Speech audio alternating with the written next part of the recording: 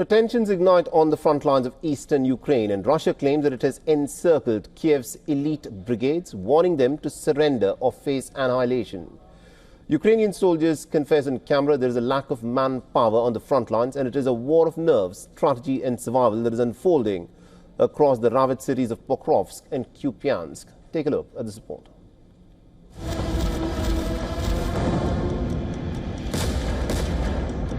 The battle-scarred plains of Donbass are on the brink again.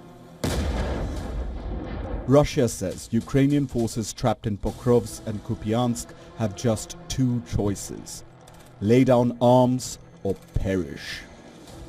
It's the most direct warning since the siege of Bakhmut, and Moscow insists that the noose is tightening. The message from Russian commanders is cold, clinical, echoing across battered fields and ruined towns. Lay down arms and live, resist and die. Russian positions tighten relentlessly. Drones circle overhead, battering Ukrainian fortifications. Along muddy roads, columns of tanks punch deeper. Precision artillery rains down, slicing through shattered warehouses and empty apartment blocks.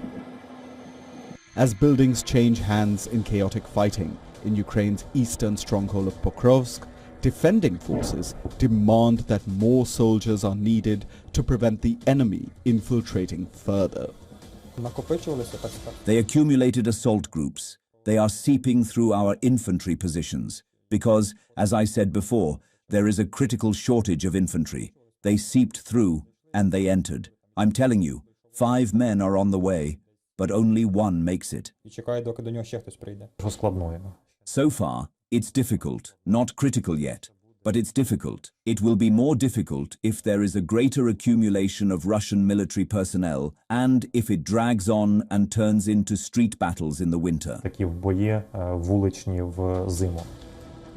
Kyiv, a wall of denial. Ukraine's defense ministry insists that troops are holding fast, that Russian lines aren't as strong as Moscow boasts. Ukrainian forces are also continuing to target deep inside Russia. In the latest attack, Kyiv claims it launched a massive drone strike on Russia's southern city of Volgograd. Volgograd, more than 400 kilometers from the fighting in eastern Ukraine, is an industrial hub, home to gas and petroleum refining plants.